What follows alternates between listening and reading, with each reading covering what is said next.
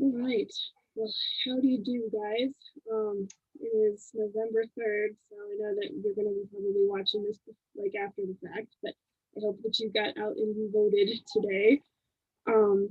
So welcome to History of Medicine. Today we're going to be talking about the AIDS epidemic. I'm going to start us off by going to YouTube, and I want you guys to watch a short video. Pretty much, it just kind of shows the way that the Reagan administration and the Secretary of press at the time kind of handled some of the questions that were being, I guess, presented to them regarding this epidemic. I think, again, we'll have a little bit to talk about in the discussion when we meet on class regarding this, because it's a little bit jarring, I'm going to say. And so, guys, as always, I'm just going to disclaim, I always try to give this stuff to you guys. As I've mentioned before, history is a little bit different, very multifaceted. It's not, facts aren't presented in quite the clean way, perhaps, that, some of your other information and material is. I'm going to do my best to be, as objective as I can through this, but, as you guys can probably just guess, as somebody who is a part of the LGBT community, this particular epidemic hits pretty close to home. So it's going to be a little bit hard for me to completely remove myself from the situation. So I just, again, ask that, you guys take that into consideration. Just know that I'm open always to having a dialogue with you guys, as you know, Dr. Moffat here. Like, this is about discussion, and this is, again, my interpretation of as far as the historical facts as you see them. So yeah, after that little soapbox blurb, let's get started.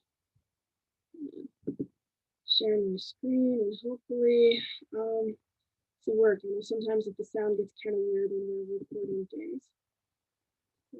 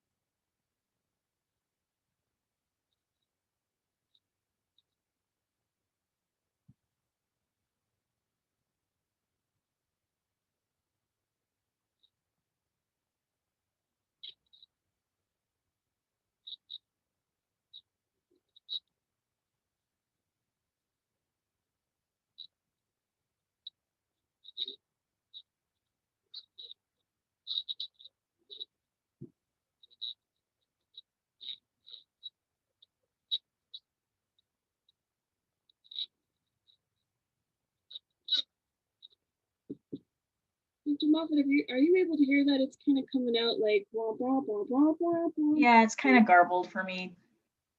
Oh, awesome.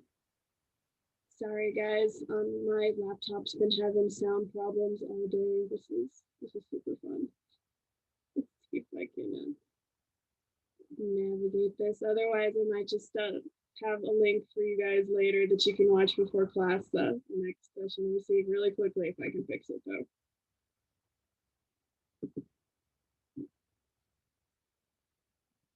Stop sharing for just a second.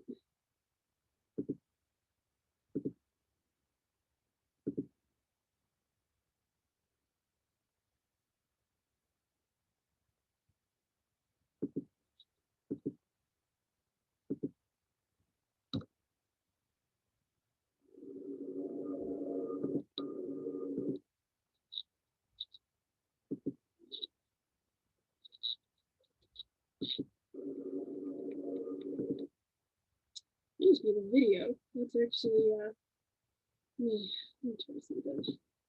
Another, I think this way you can see it. Let's see if this works out a little bit better.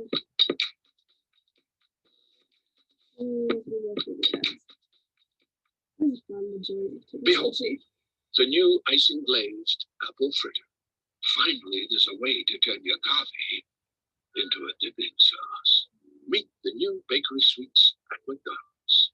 Ba-da-ba-ba-ba.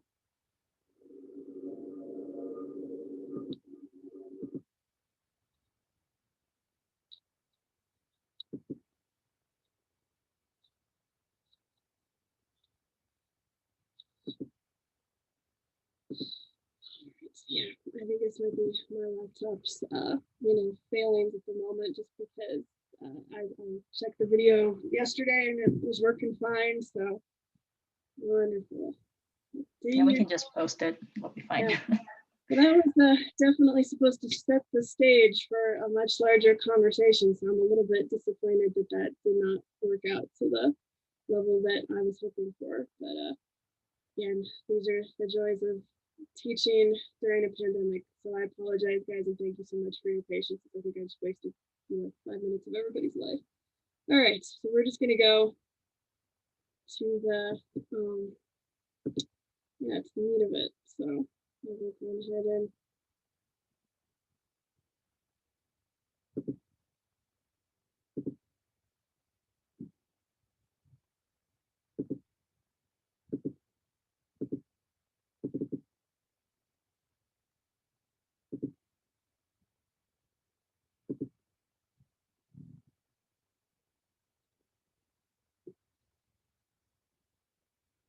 all right. Sorry guys, bear with me. I'm popping up my notes and doing all this other stuff too, just so that I can access them, because otherwise I will just go off on my little soapbox rants and I think there's only so many of those you guys can tolerate in a day from me. So I apologize again for this not exactly going very smooth at first.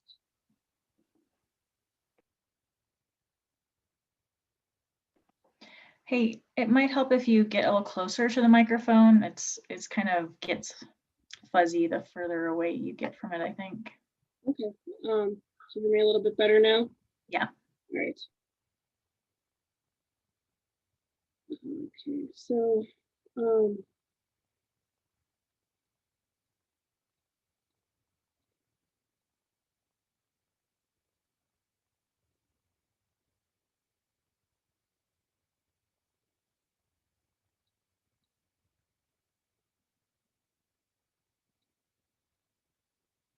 right.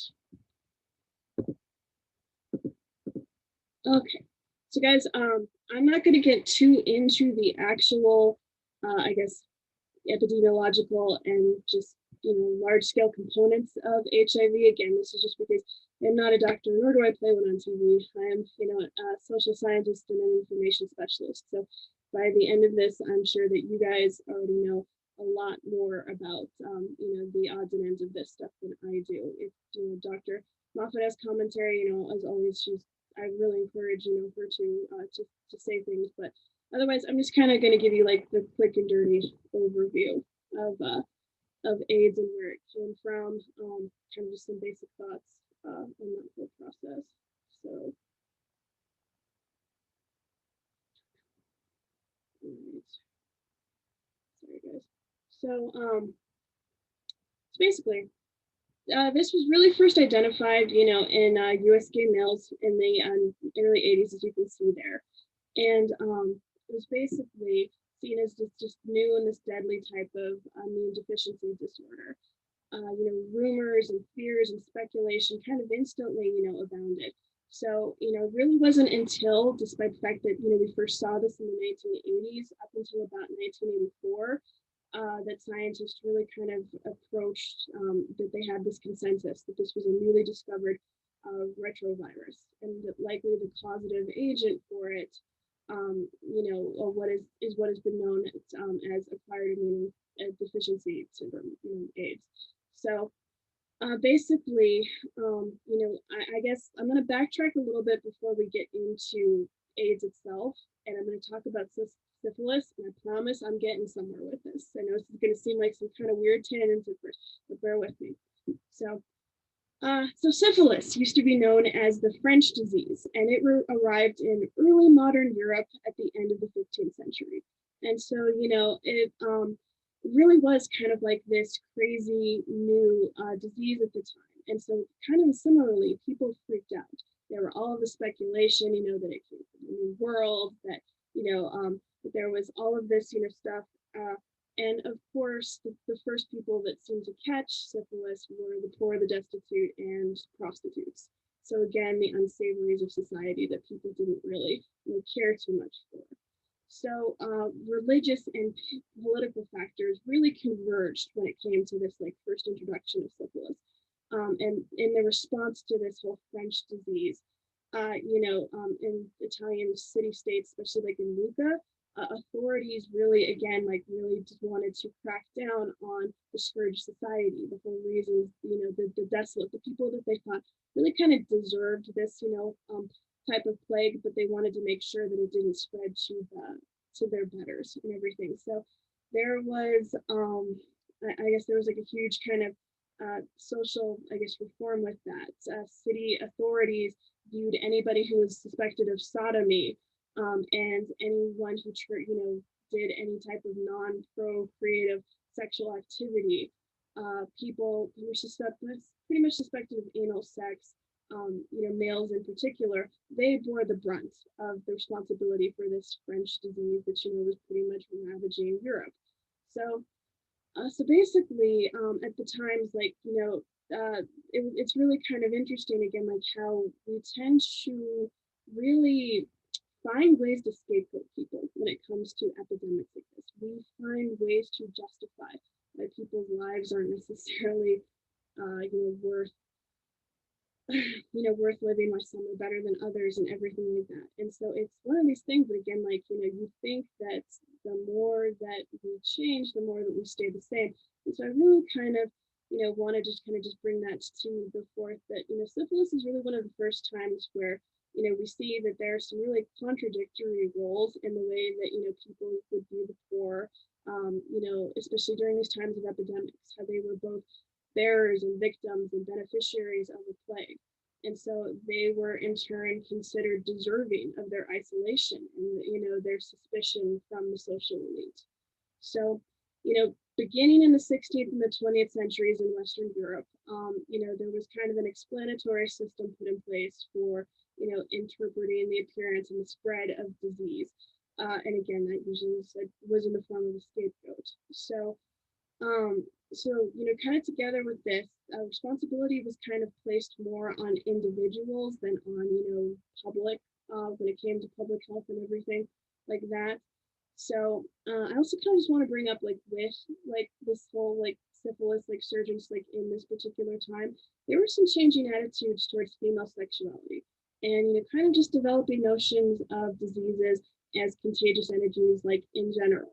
So things were changing. And so the reason that I guess I'm kind of harping on this is that a lot of people in the 16th century kind of created a origin tale, which traced this French disease to a single, dangerously beautiful prostitute who served as kind of a precursor for what we're going to talk about later, which is patient zero with the AIDS epidemic. And so you're going to see, again, kind of this pattern where there's a lot of political and social and moral anxieties that kind of really manifest in this origin tale of this one dastardly person that's, put this plague on everybody. And so, in the case of syphilis, like I said, it's this prostitute who I'm gonna just go on a limb here and say was probably not real. Or in the case of Catan Dogas, who is considered patient zero, that's a little bit, of a different story. But we're gonna get into the weeds with that. And so thank you for tolerating my weird little spin on syphilis. We're gonna come back to, where AIDS came from. So so basically, as you can see here, 26 homosexual men from both New York and San Francisco were pretty much diagnosed with Kaposi sarcoma, which is, to my understanding, actually a pretty benign form of cancer. There was also 11 cases of pneumonia, and so we were starting to see these little things that kind of crop up at first. So these strange, rare, opportunist infections began occurring, in pretty much healthy, normal populations that we kind of see this.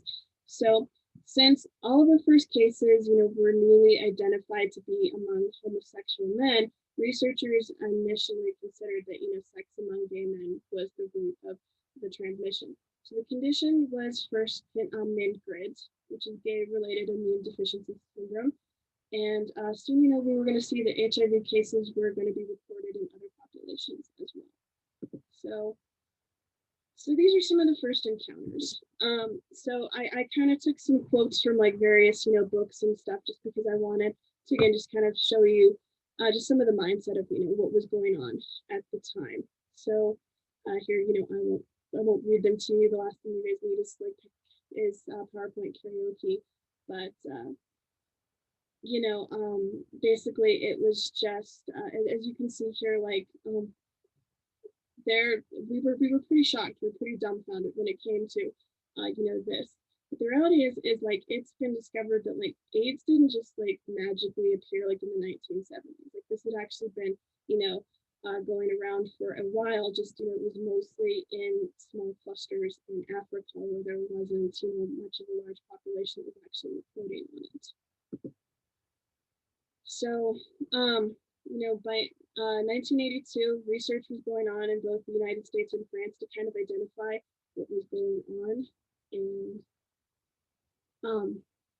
And so in the United States, Dr. Gowell of the National Cancer Institute, he was calling it, human T-cell lymphatic virus type 3. In France, we had Dr. Luc Montagnier and his colleagues at the Pasteur Institute. You guys remember Pasteur? We have him to thank for a lot of germ theory, for creating, pasteurization, for beer. He was also kind of one of the leading minds at the time who worked on things like the rabies vaccine, along with smallpox and some other stuff. So the Pasteur Institute really was kind of like the center for, the study of disease at the time, and is still one of the best, ones in the world. So both groups of researchers were pretty much working on the same virus, even though they were calling it different things. And so there really is kind of to this day dispute as to who discovered it first. So ultimately, credit would be given to both groups. But by 1983, the disease is what we know it now as this human immunodeficiency virus. And so the term AIDS kind of replaced GRIDS when it became apparent that the disease was just not limited to gay men. So soon after the discovery of AIDS was recognized in humans, researchers began to report cases of this in certain different colonies of monkeys. So the virus called simian immune deficiency disease, as you can see, was found in Africa. There was another strand that was later found in chimpanzees. I'm sure, again, I don't have to tell you guys are medical students, but for you guys at home who might not know, chimpanzees are our closest genetic I guess counterparts. I think there are actually some anthropologists that believe that bonobos are actually more evolved than humans are, because again, they have a completely matriarchal society and they solve all their problems through sex, which actually that's a pretty good argument in my opinion, but I will stray from that. So the SAV virus was eventually found in more than 30 African primate species, although the virus was not causing the illness or death to these animals, and not even close to the way that it was affecting us. So it really became the question of how did this virus not only infect humans, but how did it transfer over to us? So I'm going to touch very briefly, because we have so much more stuff to talk about ultimately, the natural process theory. And so one theory that people kind of thought about how AIDS got spread onto human populations and eventually made its way over the world was that the virus had been transferred to humans through primate bush meat that was sold in African markets. And so preparers of the meat, and it kind of like, again, the bat soup theory that we have kind of going on when it comes to COVID and everything. And I don't exactly know how much credence goes into that. But, zoonological diseases can be tricksy, but of course, like in this case, like, we now realize that human exposure to primate blood during food preparation probably wasn't one of the ways that this got transferred. I mean, again, like I don't think it's been completely like ruled out. It seems like it's one of the more long shot theories that this is how it transferred over. There was the idea of an oral polio vaccine theory. And so this came forth like in the 1950s that a polio vaccine called CHAT was developed using the kidney cells of chimps that had SIV, and then this was somehow transferred over by infecting humans with HIV. And so again, this is another one of those theories that has recently been disproved just because scientists have analyzed samples of that vaccine and they found absolutely no traces of either. But for a while, it was another one of those upstanding theories. So I think, we don't exactly know how it got started. We have a lot of like good ideas, but we have never had that aha moment where we've like, this is what happened, this is the culprit. And I think, unfortunately, a lot of times that's again just what happens with these kind of things that you're never going to find. And even though I think, again, humans really love, we talked about the idea of like binaries. We want to find that one culprit, that one, thread that's going to lead us to things. Reality is the truth is usually just, a lot more complex and messier than just that. Yeah, so I guess one more thing that I'll throw in is the contaminated needle theory. So another, like one of the things is that healthcare professionals, again, they use needles on multiple patients. And so they think that, if a chimp hunter, got a shot and then it was, they just used the needle, recycled it and gave it to another, then again, like this could have been affected that way.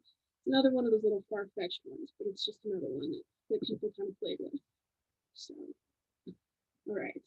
So, unless Dr. Moffat has anything that she would like to add, I guess kind of just regarding what AIDS is, the history of how it got started, and all that good stuff, I'm going to. No, I think the podcast goes into some of those kind of theories about how the early spread of AIDS happened. So we'll talk a lot more about that, I think, in class.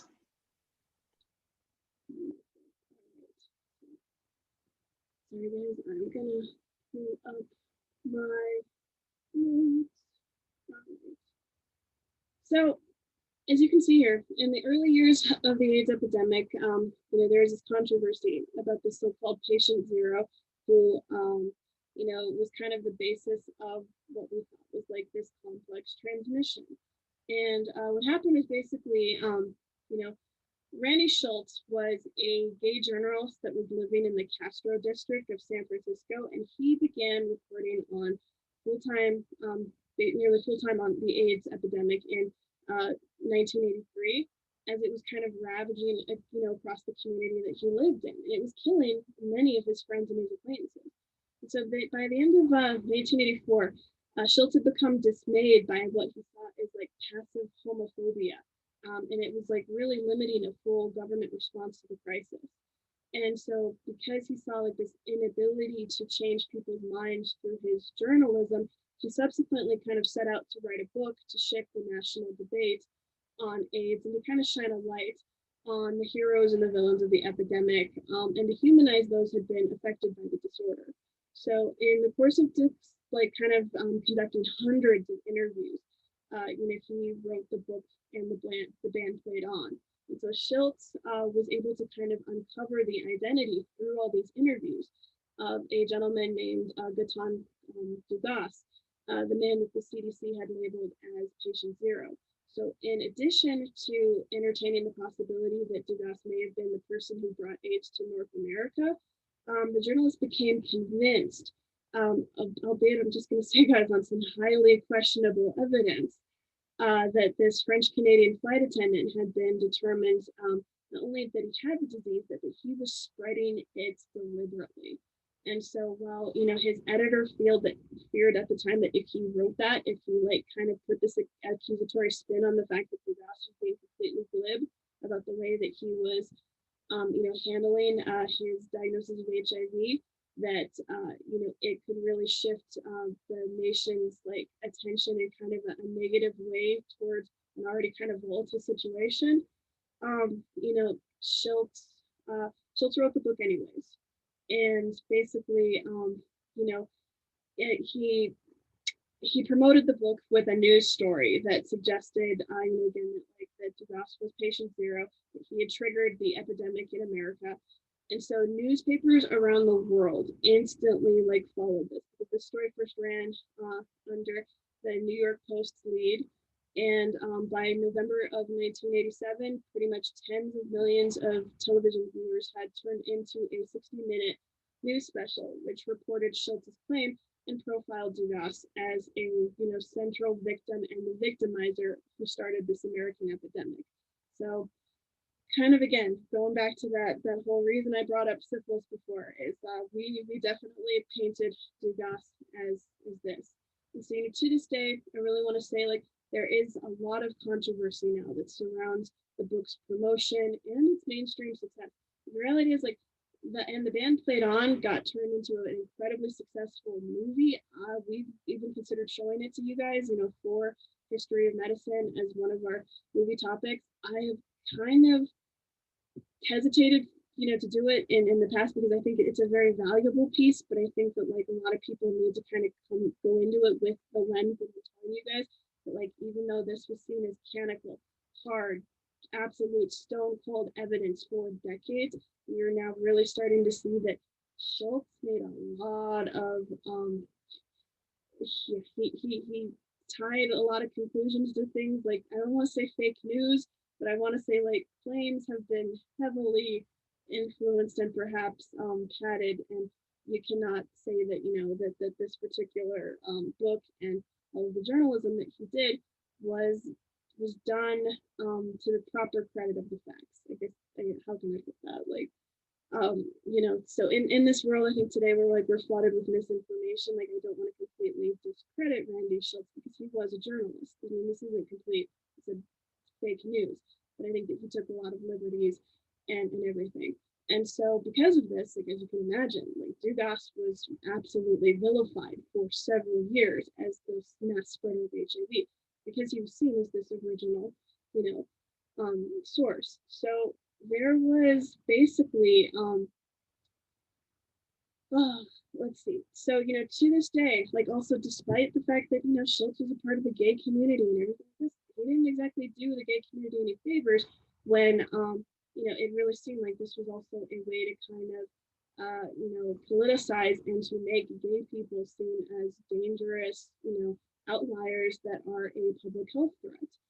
So, senators and lots of people in the government really, really honed in on this to the stereotype of gay men's sexual behavior as being not just deviant, but now, oh my gosh, now it's potentially deadly. And so Senator Jesse Helms, I believe, he was successful pretty much in denying funding to gay organizations after this book ran, which was trying to undertake AIDS prevention work. So the creation and the promotion of the band Played On really brought the AIDS epidemic into the American spotlight. And I would easily argue that it did just as much damage to the people it was trying to help as it did to actually help. So this is kind of, I think, one of those things that this is a really good example of outbreak narrative. And so it's a story which kind of, in a lot of ways celebrates the power of epidemiology and medical science and gathering information and trying to find the facts. But, this is where, narratives cannot exactly be seen as like absolute bastions of the truth either. There's a lot of, other stuff. Like, again, ultimately, I don't think there's any way that we could 100% prove that Dugas was patient zero because life is never so easy. And again, it's just not that single thread that, you're going to find. So.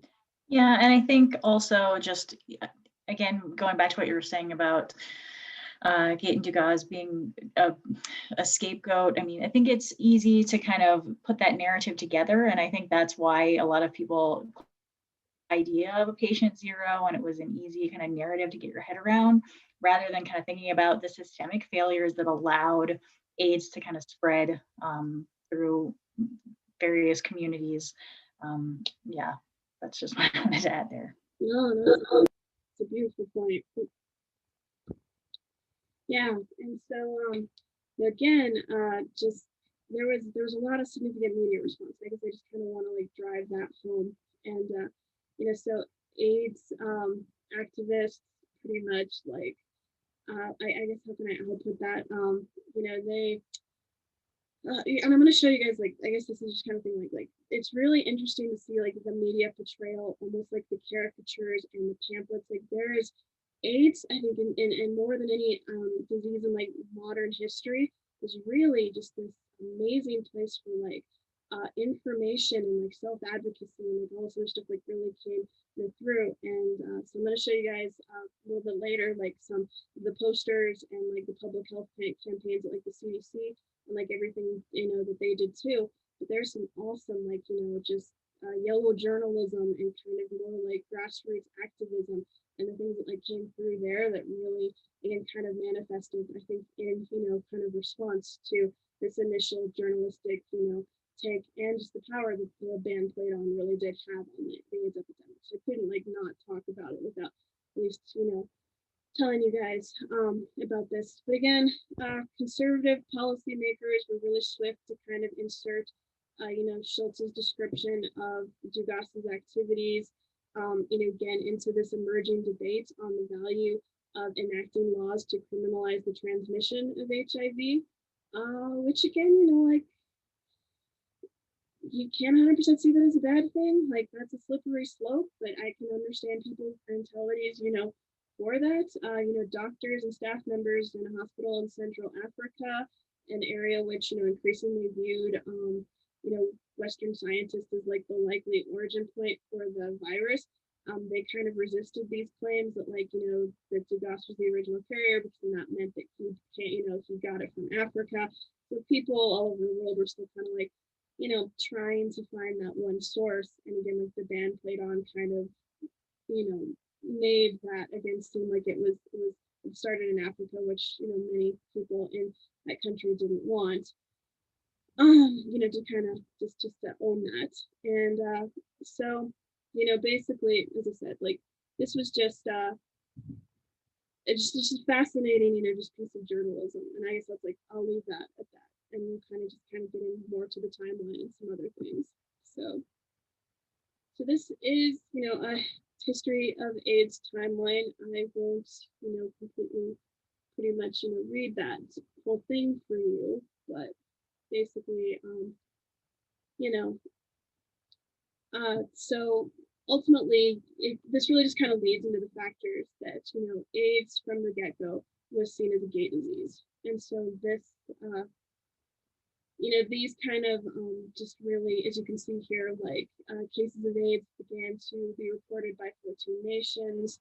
In the CDC, like it really, received its first report of AIDS in a person with hemophilia.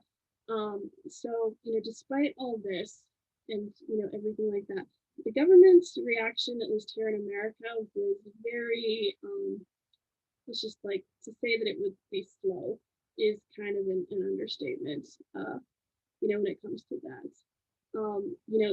It didn't take long after, the band played on to really kind of turn this whole fear of the gay plague to spread quickly, among, the, not only just the gay community, but beyond like the mortal danger of, of the disease itself. People were now like potentially outed as being, homosexual if they had AIDS or if they had an illness resembling it.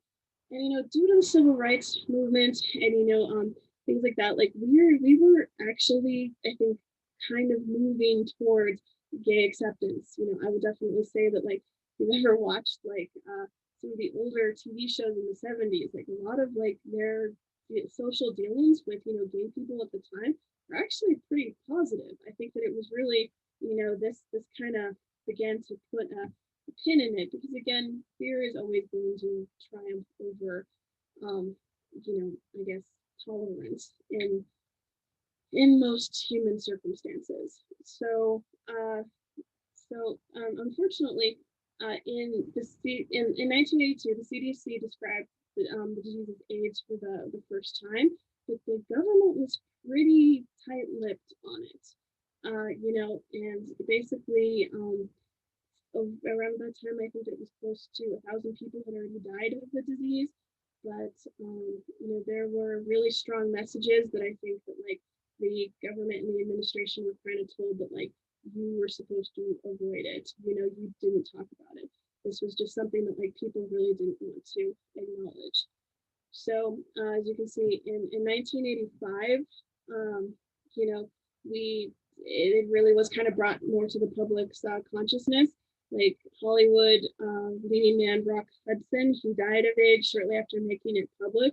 Now, Rock Hudson, if you've ever watched like some of his movies, it's pretty fascinating when you actually think about that, because he's a very masculine, he's not somebody I think that would like be the general stereotype of somebody who is gay. And as Ronald Reagan was once an actor and had a lot of, I guess, leanings and affiliations with old Hollywood, actually, kind of heartbreaking. And I have to say that, like, Rock, one of the things that I'll remember that I'm just kind of going to bring up is Rock Hudson actually wrote a letter to the president shortly after his diagnosis, not really asking for help for his own case, but really kind of pleading to the president that more needs to be done about this. More information needs to be available, appealing to him as a close friend.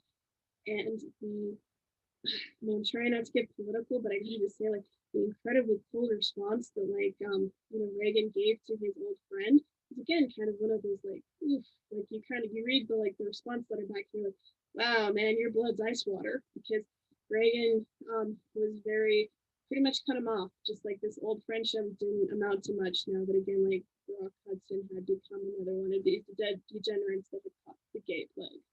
So, so in 1986, guys, President Reagan makes his first mention of the word AIDS. The Americans had been hit with this disease since 1981, and it took the president 5 years to decide he was actually going to even address it. And so at this time, he requests Surgeon General C. Everett Koop to pretty much prepare a report that was, listed on this. But at this point, I think it is estimated that at that time, 2.5 million people had died of the disease worldwide. That is how long it took for President Reagan to acknowledge that this was a thing. And again, this is one of these things that we're going to talk about a little bit larger, especially for group discussion.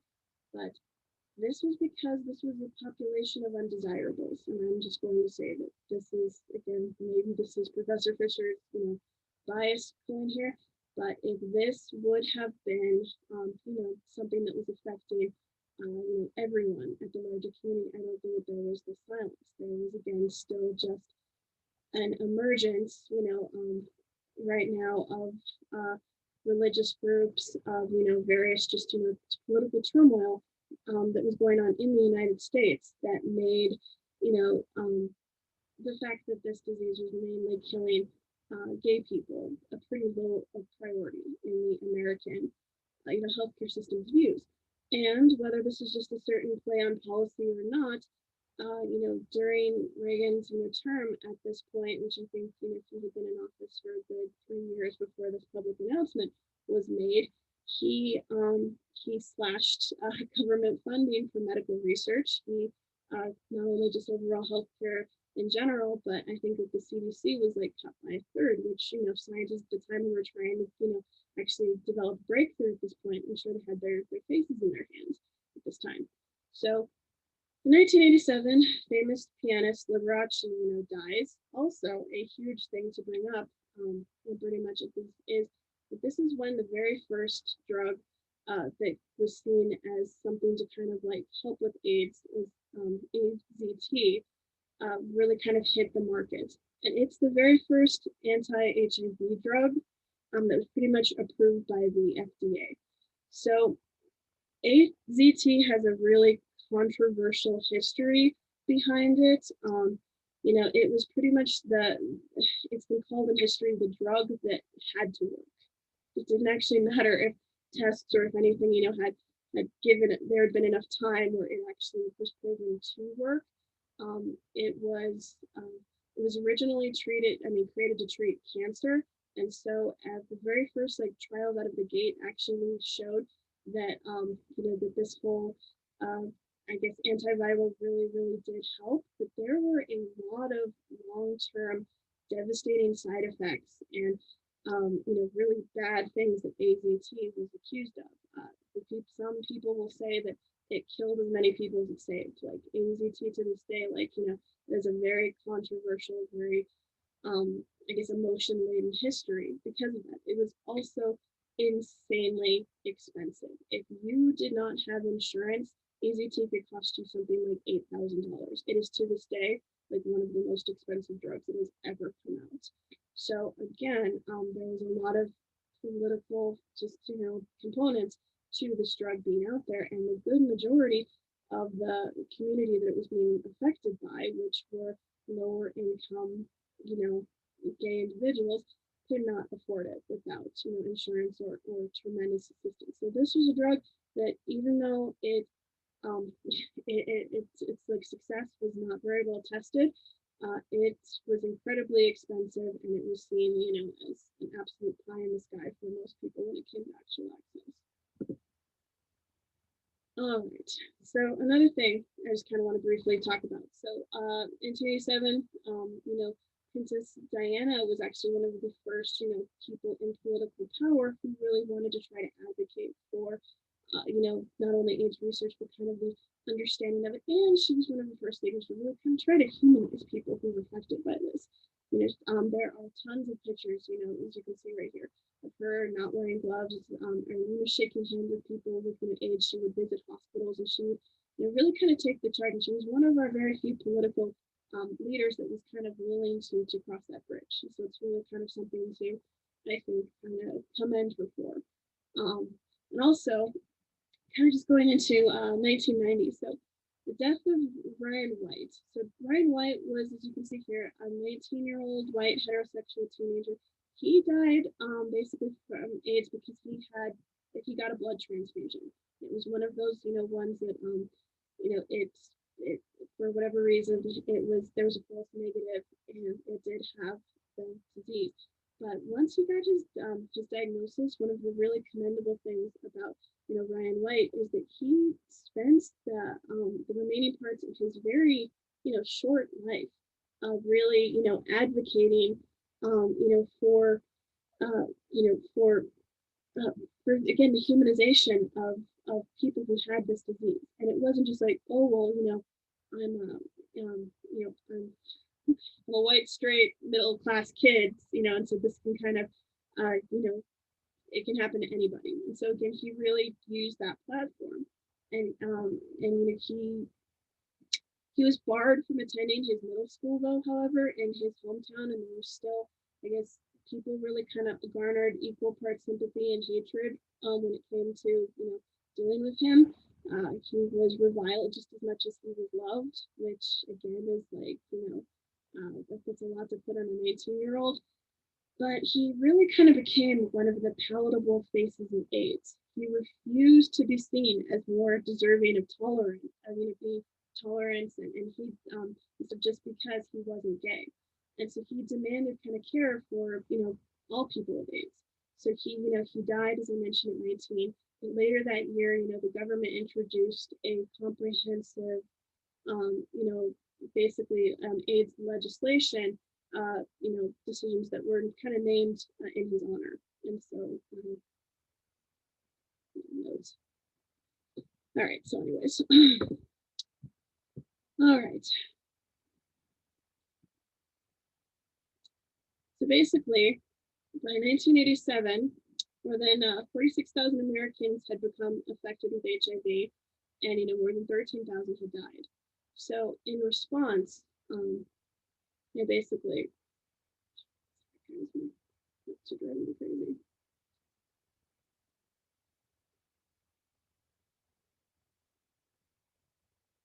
All right.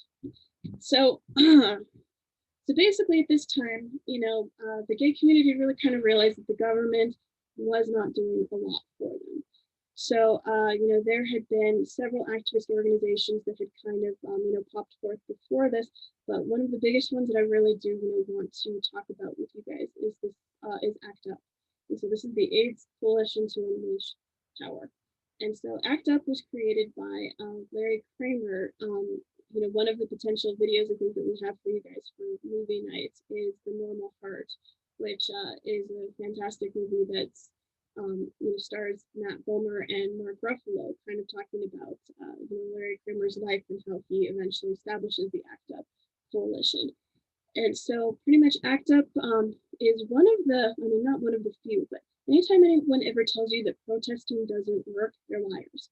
Because ACT UP is like literally like one of the poster childs for showing you that like protesters can change the course of history.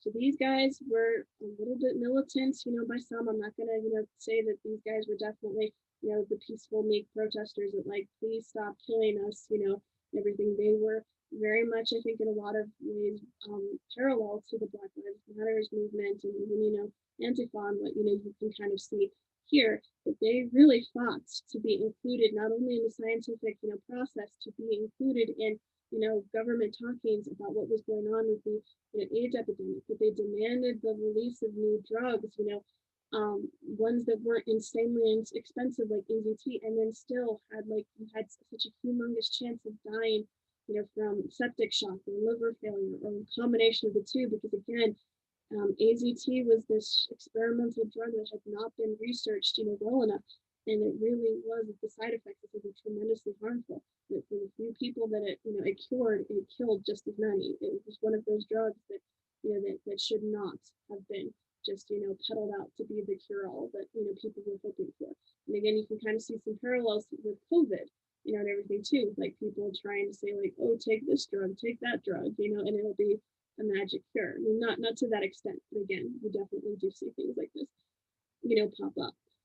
So basically, ACT UP was really artistically striking. I just got to say, like, they were able to really gain and garner the media and the public's attention by using these incredibly savvy techniques to really kind of harness their anger in a very jarring and public display.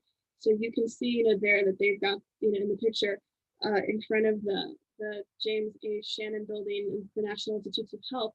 Thousands of protesters had, basically they created a graveyard and stuff out there, or they would do mass die-outs where they would literally like all lay out in the middle of the public institutions of health or other government buildings, just to show how many people had died of the AIDS epidemic. And so this really kind of came to a head in 1990 when ACT UP protesters, they occupied the National Institutes of Health campus, and they pretty much, again, like, it had reached its boiling point. They called for the scientists to develop more drugs for people, with AIDS, and to really, again, get like this disseminate drugs equitably, to allow for people's insurance to pay for it. That's another kicker. Because almost anybody who got AIDS, like I think the percentage of people who were covered by these drugs, especially AZT, the time was like something like 12%. But most of the time, if you had AIDS, like you were completely shut out from like the healthcare system due to the pre-existing condition or whatever nonsense. So even if you had health insurance, like if you had the disease, tough cookies, you just had to pay out of pocket or die. And sometimes you did both. So I will say also with this, this was at the time when a young, scrappy guy who was just starting to work at the CDC was really trying to advocate to get some of these people, into the meetings and really, to be kind of met with more of this process and to get this equality going. And he was a guy known as Dr. Fauci. So this is kind of where, we start seeing, him for the first time. He was shut down by a lot of his peers. Like, I gotta say, like, some people in the community, like, really kind of, dog on him for not doing more. But I think that, at the time, like, Fauci really did try to reach across the table and meet with these people. It's just like, if you're the new guy on campus and you're stonewalled by a lot of your, higher ups in the community, there's only so much as you can do. So, again, this is just kind of one of these where I think you really do kind of see, like, a lot of just the, I don't know, the fairness, and I think just the general handling of stuff, and just the call for reform. Like, I think a lot of people who trust in Dr. Fauci now, like, this was again one of the very first epidemics that he really had a hand in to, I guess, again, try to reach across the table and to meet a lot of the demands and the concerns of the public. And I give him kudos for that. But that's just a little bit of opinion. So. All right, so as we were kind of talking about, so government inaction is something that I have to talk about. And again, I'm sorry, guys, but this does put a little bit of a political spin on stuff. I apologize if people really like Ronald Reagan. Like, I'm not completely just saying that the guy was a monster, but the way that he could have handled this really does, again, like parallel some of the other presidents that we've seen in the past and their inability to handle pandemics. We talked like last time about good old, President Hoover, who actually, sorry, not Hoover, Wilson, he, yeah, he got the disease. He had a stroke, and so his first lady actually, secret puppeted the, running the government for like, the last 6 months of his term. That's one of those like little hidden jewels, just because there's not the first or the last president who's probably going to handle a pandemic and not do it well. But the United States government really avoided the issue. It constantly denied funding for requests for research, and patient care pretty much went out, really unfulfilled. The central role and help really came from Surgeon General C. Everett Cooper. And so again, like he was one of the first authoritative response, folks, and he wrote, as you can see there, the Surgeon General's report on immune deficiency syndrome, and he also created the speech that, as you can see there, like he really wanted to bring forth that we're fighting a disease and not people. He was like, we need to control the spread of AIDS, but at the same time offer the best that we can to care for those who are sick. So he was one of the first, people in this position of power who really took this seriously. Like, it's not just degenerates that are dying, it's human beings. And we need to fix this, because this is a threat that is very, very real. And so, Gary Bauer, a senior political advisor to the president, he pretty much advocated that all federally funded HIV and AIDS prevention encourage responsible sexual behavior based on fidelity, commitment, maturity, and placing sexuality within the context of marriage. So Bauer, he led President Reagan's administration to embrace like the values-driven response to AIDS. So again, it's kind of one of those like abstinence works in a sex health class. And again, you might find me a little bit salty when it comes to that, but it was kind of their approach. Is, well, gosh, if this is going on right now, don't you think that like just not having sex is the best way to do that? And the reality is that it wasn't. Due to that inaction, another thing, started to happen, and that was a real change about talking about sexuality. People started to actually have these conversations, promote sex education, safe sex, instruction, condom use, things like that. Like before that, that was kind of one of those pro-clutching things of like, good, decent people, you just didn't talk about that. But when there was, this real threat that could kill you, like the ability to be polite just seems, to kind of negate the need to be safe. And so if the government wasn't talking about it, and the Reagan administration was kind of more well, we should just not have sex and that'll solve the problem type of thing, other people were having, as I said, these larger conversations.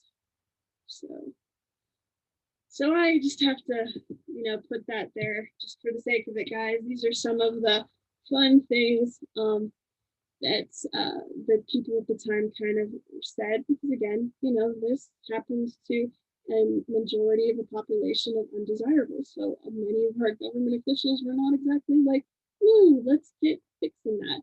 I love good old Pat Buchanan there. So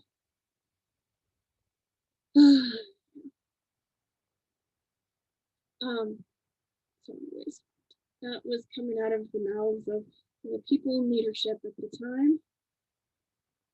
So, along with homosexuals, I just got to put it out there, like most people thought that those who were affected by AIDS kind of fell into the 4-H's group. And I'm just going to briefly talk about that.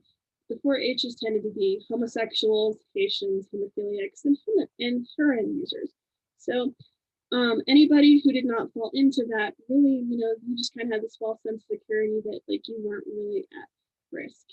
And they were, in these particular populations, were again seen and really ostracized because they were kind of blamed for the spread of the disease. And as we know now, like that's not so much the case. So the gay community really kind of found that because of the government inaction, because of these ideas of abstinence only, things that were being promoted at the time, that affection is our best protection. So as I was saying, like this community really united and was one of the first to respond to the AIDS, epidemic. And so they really worked to counter this inaction by, really trying to eliminate the fear of their community.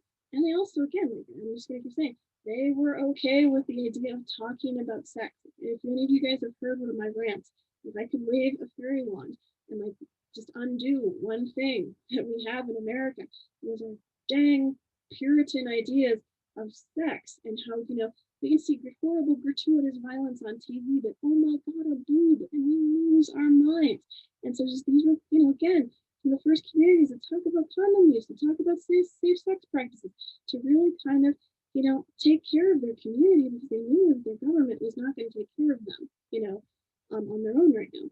So they created dedicated and extensive networks, basically, that emerged all across the country for people with AIDS. So the cross-country volunteers delivered food, they visited the homebound, and basically, like, this was in direct opposition to pretty much the gigantic societal abandonment that, the government and the larger community at home had really kind of, done. So basically, just kind of, again, one of the things that I wanted to talk to you guys about, and I've told you before, is what we really kind of find is, again, not only are people self-advocating for themselves, but they're creating these information pamphlets, and all of these, ways to really get the word out to people about how they can lessen the risk of spreading and contracting AIDS. And so one of them was how to have sex in an epidemic, one approach, and this was written by two gay men who are living in New York, because telling people who love each other to not have sex and that's going to cure disease is not going to work. So again, there was just some need for some, alternative, and that kind of came, as you can see here.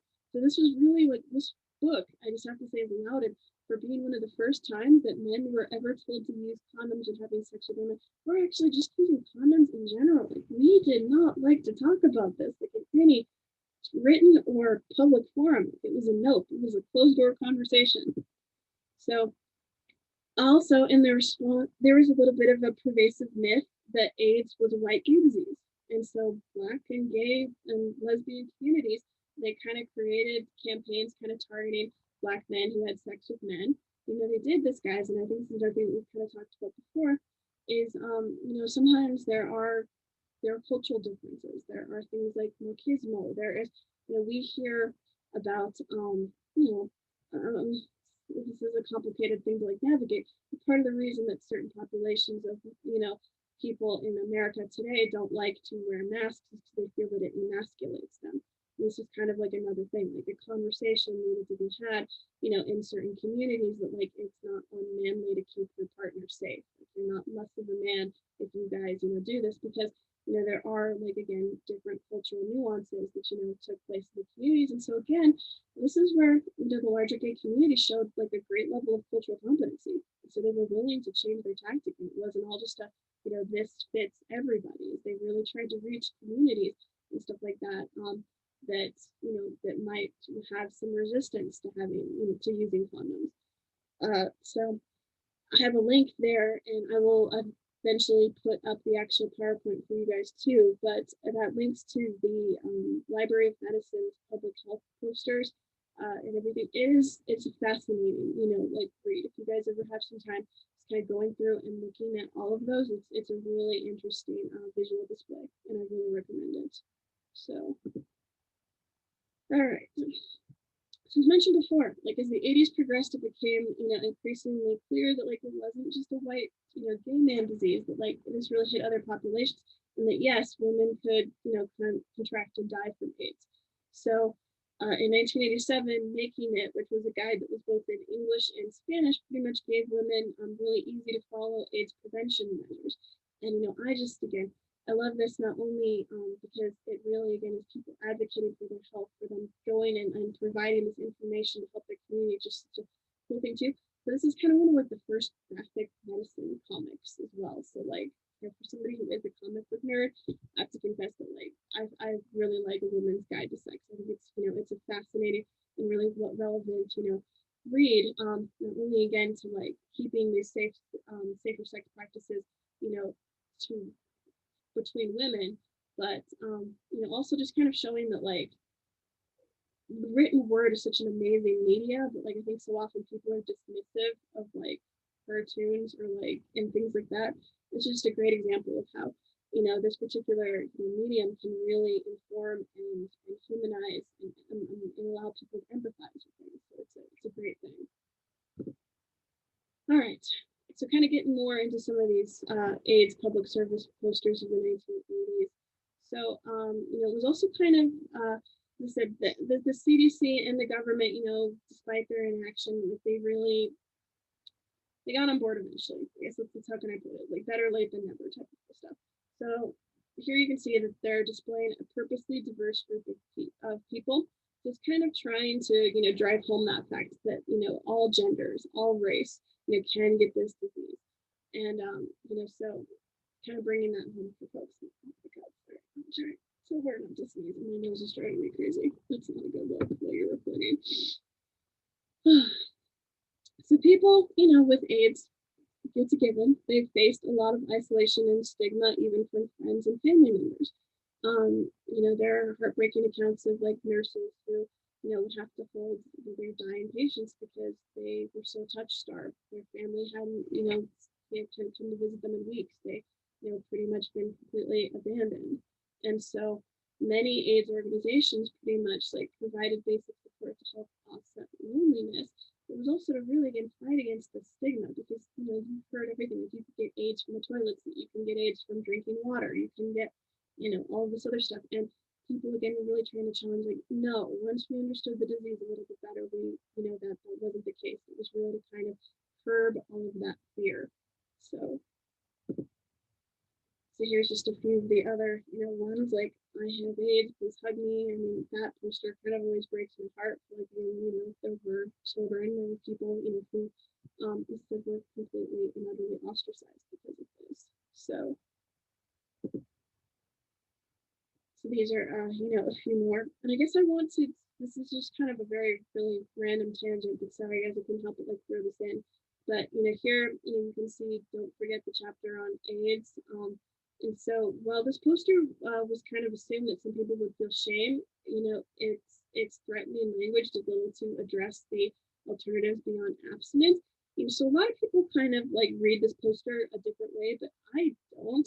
This was created by Norman Rockwell. And if you guys don't, know him very well, he was the artist who anytime you've seen like a wholesome 1950s, like, picture of good old America back in the day and stuff like that, it's usually a Norman Rockwell painting. The reality is Norman Rockwell was salty. He was an advocate. He was fiery. He was somebody who very much had a lot of political messages. And so I think he's one of those ones that, if you will pardon the phrase, has got tremendously whitewashed in the last couple of years. But like again, they only see him as those good old, wholesome 1950s nuclear family type of stuff. But he also was really famous for the picture that you see there, which is the problem we all live with. And that was when, schools were first, integrated, and that actually shows, oh my gosh, I know her name. I'm just having a brain fart moment. Forgive me, guys. Ruby Bridges. Thank you. I was reading something. I was going, oh, geez. Just lost all of my social justice points. Sorry, Ruby Bridges. So I think like is only like 65. Can you imagine that? Like when you go, she barely got her AARP card. Like, that's not long ago. That and stuff like that. Yes. So little Miss Ruby there was like going to school for the very first time. So Norman Rockwell, I guess he does what you said, like was, and I think that a lot of times in history you're going to find this. A lot of people who maybe would have been, controversial at the time have kind of been hallmark carded, for the sake of being palatable to the larger community. And that wasn't that. So when Norman Rockwell was commissioned to kind of, create, that particular scene and these posters and stuff like that, I personally think that there was kind of more hidden meaning behind it. But that's, again, just kind of my own little theory. Just wanted to share. All right. So basically, I want to talk about how the Denver principles changed healthcare forever. And this is kind of another huge thing with the AIDS epidemic, really kind of brought to light. And it really, again, this is something that the people advocated for. I have to say, guys, like the AIDS epidemic, if it did anything, it really, really brought forth that people had to fight and take charge of their own health because the government was pretty inactive. And I'm going to, again, just say that. So So basically, this was a seminal moment in AIDS activism, and this was another, basically thing that the ACT UP community did. And so what happened is, ACT UP met at the steps of the Denver Capitol, so our right little homegrown history, right here. And so, they basically, they didn't want to be seen as victims. What they were talking about is, they wanted to move away from this whole fact that they were either monsters or they were people to be pitied. They were humans. And so, when they started the Denver principles and, everything like that, they really outlined that there are these 17 principles that they just kind of wanted, like, basic rights, from anything from, like, being allowed, as humans to kind of have a say in, like, their own healthcare decisions, to kind of civil rights when it comes to sexual conduct. So they really tried to demand that physicians see their patients as whole people and to provide accurate information to them. They believed that their opinion on their care should be awarded equal weight as, people who were professionals in the medical community. And, this was revolutionary. The next time your doctor consults you about a change of medications or whether a diagnostic test, may be required, you can thank the Denver principles for that, because this was the start of this whole patient-centered care thing. Before that, we lived in a realm of paternalism when it came to modern medicine, where a doctor told you you did X and you said, sir, and that was, really it. There was no patient buy-in. There was no, kind of, as I said, advocacy or mutual respect there, where, like, you had a hand in your care. And the Denver principles, like, really kind of, changed that. And so that was kind of another thing that really kind of got put forth that I always just feel like needs to be talked about.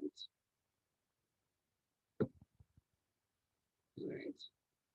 So, problems of prevention, public health versus discrimination. So again, as I mentioned before, like, gay groups and those working in the local AIDS community advocacy programs were really the ones that were charging this whole education, program. And, there was, I guess, if anything, conservative media, political and religious figures, they were emphasizing more on widespread testing for the HIV antibody and really kind of created restrictive legislation. So regardless of what political spectrum that you lie on that, like, I can't say that, like, there was a complete inaction on the government's part right now. It was just that they were looking at it through different lenses, where, these, the gay groups and the advocacy programs were looking again for education, for outreach, for, finding ways to, to implement, safe sex, to find, equity in these healthcare and medicines. The government's more take was, as I said, more the restrictive legislation and really again emphasizing the widespread testing. So the issue of testing for HIV antibodies among high-risk populations has kind of been a major debate, though, in most Western countries. So, so that's a little bit, as I said, of a mouthful there. So I won't, read it, towards you, to you guys. But again, just there's this whole, it really did, occur. It's occurred in this time when, social conservatives had been pretty politically dominant, and so with that, again, there was this the stigma against homosexuals and homosexuality, and it, really kind of translated into this fear and this hostility for those, who had AIDS. So as you saw by some of the comments that, again, like government officials were making, AIDS was literally viewed as a God-given opportunity to reverse a lot of the social attitudes towards homosexuals that had kind of bloomed from the whole civil rights movement, this, the summer of love. There was a lot of, things that were kind of going through, that. So people, as I said, were becoming a lot more tolerant thanks to those. Sexual revolution and civil rights will do that, to a community. So it can really be argued that some of President Reagan's reluctance to commit to his administration's, battle to this epidemic had to do a lot with, like, where he stood. Again, like with the religious rights, with fundamentalists, in Republican constituency. And so it's really, as I said, like, guys, like, I don't want to turn this into a political thing. I don't want to be like, all Republicans are bad at this time and everything. Again, just trying to give you guys the the reality of the climate right now, and just, you know, that it's really, really hard to talk about this stuff without bringing the political landscape into case with this. I'm giving you guys like my perspective of the events as it, you know, came. So we can talk about this, and definitely is always welcome discussion. I always get a little bit nervous when I'm doing this like lecture, and I'll just be kind of honest because I'm not exactly like painting this particular administration in the most positive of the lights. So reality, you know, really is that like maybe in a different administration, the exact same thing would have happened. You know, we can't really, you know, it's very easy to condemn people once the event has already happened. But you know, it is just again one of those things that it's a paradox, and you know, we really do have to, you know, again, just that with what we see here is that in this case, like, you know, the movement really turned because the squeaky wheel got the oil, and in this case, it was people who were refusing to just lay down and die. And again, we saw a tremendous amount of activism and social change from the people in the streets who really fought for that. And this is just one of those pivotal points in history.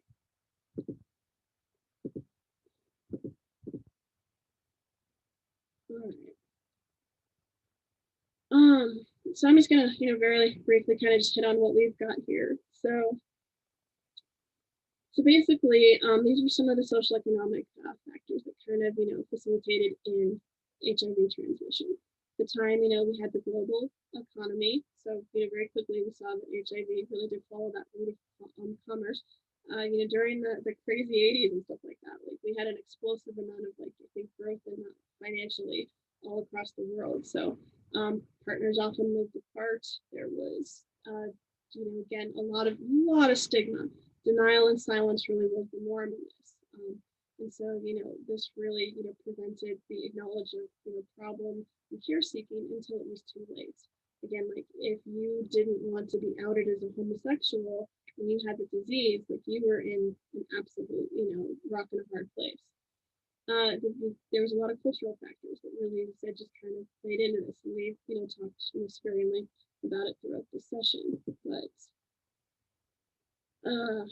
you know, and then we also kind of have to talk a little bit about just the gender, you know, stuff too. In many cultures, I think it really is, you know, still kind of accepted for men to have many sexual relationships and conquest.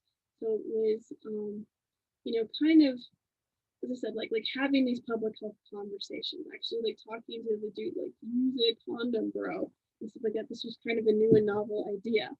You know, women suffered a lot of gender inequalities. You know, when it comes to this, they still kind of do. I could spend a full other hour and a half talking to you about the current AIDS situation in other countries and how they vastly, you know, just affect women and everything that comes to that. So basically, you know, poverty, all of this other stuff. So, you know, all right. So as I mentioned, you know, before, this has been throughout and stuff, I won't beat a dead horse, is it was really the public information campaigns that helped people to understand this unfairness and this injustice that was experienced by people living with HIV. And, you know, that again is just like one of the, if you don't take away anything from this lecture, I really kind of hope that it was this one. And that really is, you know, like the power of having, you know, your voice of being able to, you know, to get this information out there, you know, to the public that can sometimes change the world. And this was again really one of those cases where it did.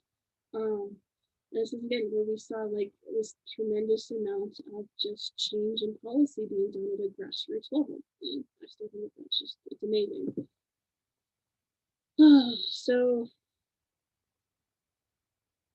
So I will probably not go through this one too much because there's a lot of information there, and I've kind of already talked about it a lot. But it really does, again, just this is just thing that I would encourage you guys to look at when I put the PowerPoint up and stuff. And it just, again, just shows marginalization in general, how it's kind of almost like a circle of abuse. You know, it definitely goes through these, you know, particular cycles. And this is really, you know, again, there was just a lot of fear. And it wasn't just like, oh my gosh, like these people were gay, so we have to fear them.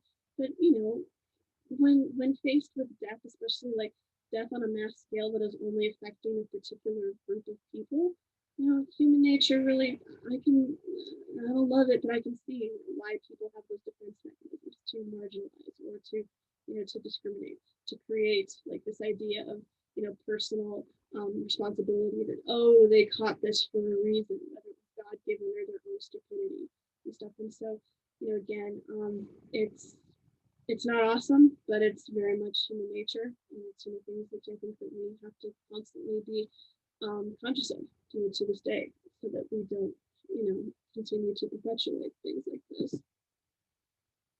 Well, all right, guys. Well, my goodness, I talked a lot and went down some rabbit holes and had some technical issues, but I think we're at the end of that. So these are our discussion questions for what we're going to probably bring up next time. Yep. And again, we'll list the discussion questions here. Dr. Moffat, did you have anything to add? Nothing else to add, but thank you for a great lecture, and I'm really looking forward to our group discussions on Thursday. I think there's a lot to talk about here. No, I agree. No, and thank you guys so much for, as I said, it's been so awesome having you all in class and everything. Oh God, I'm so sorry, I like picked my nose half the lecture. That's a great look. But I'm covered in cat hair. It's driving me crazy.